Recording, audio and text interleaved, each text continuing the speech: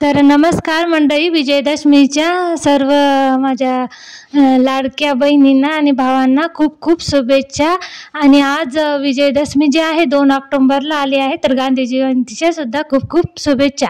तर चला मग आता आजच्या व्हिडिओला सुरुवात करू. तर हे बघा, आज सकाळी 5:30 वाजता मी उठले होते, कारण सण म्हटल्यानंतर लवकरच उठावं लागतं. आणि सडा वगैरे टाकला, झाडून घेतलं आणि काढली आहे छान अशी छोटीशी दसऱ्याची रांगोळी.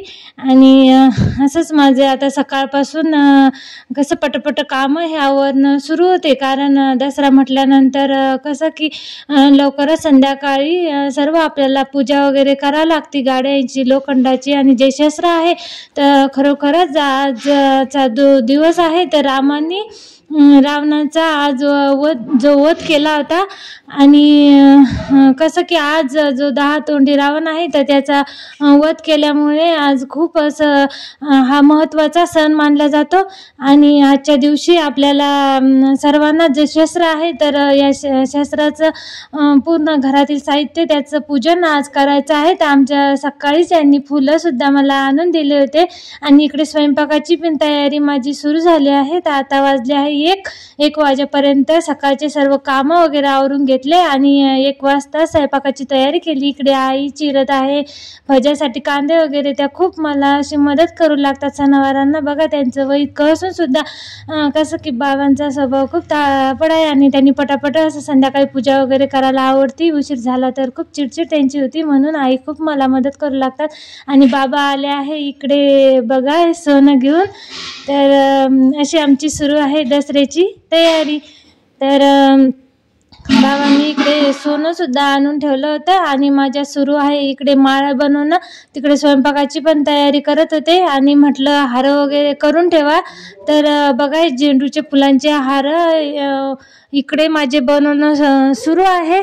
आणि गाडीला सुद्धा हार बनवायचा, ट्रॅक्टरला आणि मोटरसायकलला, अशा पूर्ण वस्तूला माझा हार बनवणं इकडे सुरू आहे.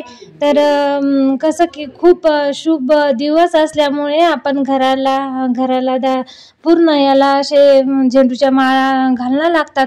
आणि तेच इकडे माझं सुरू होतं. तर काही आंब्याचे पानंसुद्धा, आंब्याला खूप महत्त्व आहे, तर आंब्याचे पण तोरण आपण घराला बांधले पाहिजे.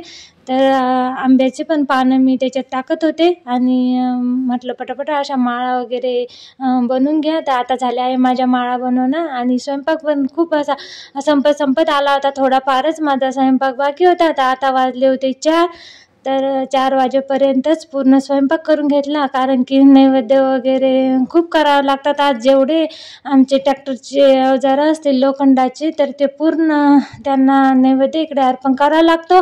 आणि घेतला आहे पूर्ण आता घर वगैरे झाडून, कारण स्वयंपाक झाल्यानंतर म्हटलं आता घराची सुद्धा आपण स्वच्छता करावी, कारण पूजा वगैरे करायचं जर म्हटलं तर सकाळीच घर वगैरे झाडले होते, पुसून पण घेतले होते. परंतु कसं की आता संध्याकाळच्या वेळेस भरपूर गावातील मंडळी वगैरे दर्शनासाठी घरात येतात, तर म्हणून असं पटापट माझं आवरणं इकडे सुरू होतं.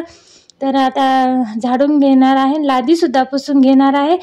तर अशी माझी सुरू होती तयारी. आईची सुरू होते नैवेद्य वगैरे करणं आणि दिवे पण करावं लागतात, कारण तिकडे नैवेद्यासोबत दिवे पण आपल्याला ठेवावे लागतात. तर अशी ही दसऱ्याची आमची आज घाई गडबडच सुरू होती सर्वांच्याच मागे. आज कसं की सण म्हटल्यानंतर हे कामं आपल्याला पटापट आवरून संध्याकाळची पूजा करावी लागते. तर आता पूर्ण घरं वगैरे माझे झाडून झाले आणि लाद्यासुद्धा आता पुसणं सुरू होत्या. तर म्हटलं आता एकदा पुसून वगैरे घ्या, नंतर रांगोळी काढायची. तर हे बघा, आता पूर्ण तयारी झाली. आणि सर्वप्रथम आमच्या इकडे बघा बैलगाडी जी आहे, तर हे आमच्या शेतातील जे वाहन आहे, तर त्याचीच पूजा आमच्या घरचे करत होते. तर मी म्हटलं गाडीची पूजा करा, तर ते म्हटले नाही, आपण पहिले बैलगाडीची पूजा करायची, की खरोखर आपल्या शेतकऱ्यांचं जे वाहन आहे, शस्त्र आहे, तर ते बैलगाडीच आहे असं म्हणून बघा सर्वप्रथम आम्ही इकडे बैलगाडीचीच आज पूजा केली. आणि जो मान दिला तो प्रथम बैलगाडीलाच या ठिकाणी दिला गेला आहे. आणि ते बघा, आता बैलगाडीची पूजा वगैरे झाली, त्यानंतर ट्रॅक्टरची सुद्धा पूजा यांनी केली. माझे ठेवणं सुरू होते नैवेद्य. कारण ट्रॅक्टर जे आहे तर शेतीत खूप असं ज्याचा आपल्याला मोलाचा असा मदत होत असते, वाटा असतो. खूप मोठं असं शस्त्र जे आहे तर ते ट्रॅक्टरची सुद्धा इकडे पूजा आज करणं सुरू होती. कारण आज असं पूर्ण वाहनांची पूजा केल्या गेली पाहिजे. तर बघा आता ट्रॅक्टरची पूजा वगैरे करणं झाली आणि आता हे सुरू आहे आता गाडीची सुद्धा पूजा करणं. तर आज आपण नक्कीच असं आपलं जे घरी जे वाहन असतं तर त्याची पूजा करत असतो. तर आता गाडीची पूजा करणं सुरू होती. तर ते म्हणत होते की तू नैवेद्य वगैरे ठेव आणि मी पूजा करतो. तर अशा प्रकारे सुरू आहे आमच्या दोघांची इकडे पूजा करणं. खरोखर मंडळी आज दसरा जो सण आहे तर हिंदू धर्मातील खूप महत्त्वपूर्ण असा हा सण मानला जातो. आणि आज जे पूजन आपण करत असतो तर खूप मनाभावातून या ठिकाणी आपण वाहनांचं आणि जे लोखंडाचं पूजन आज केलं जातं. तर घरोघरीच अशा पद्धतीने आमच्या खेड्यागावात दसरा सण साजरा करतात. तुमच्याकडे कसा करतात तर नक्कीच कमेंटमध्ये सांगा.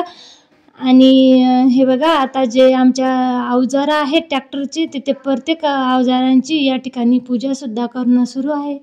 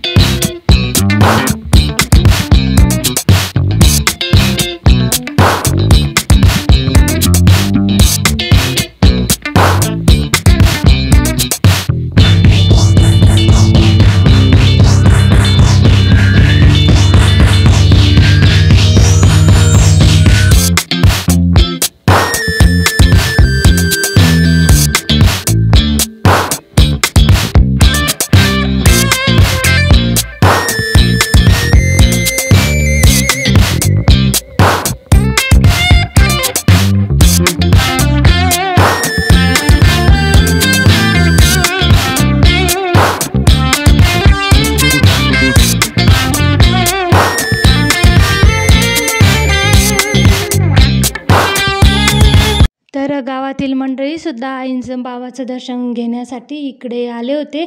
आणि खरोखरच आज मोठ्या माणसांचं दर्शन घेणं खूप महत्त्वाचं आहे. आणि जो वाद आहे तर तो पूर्ण आज मिटून आपल्याला सर्वांचेच आशीर्वाद आज घ्यायचे असतात.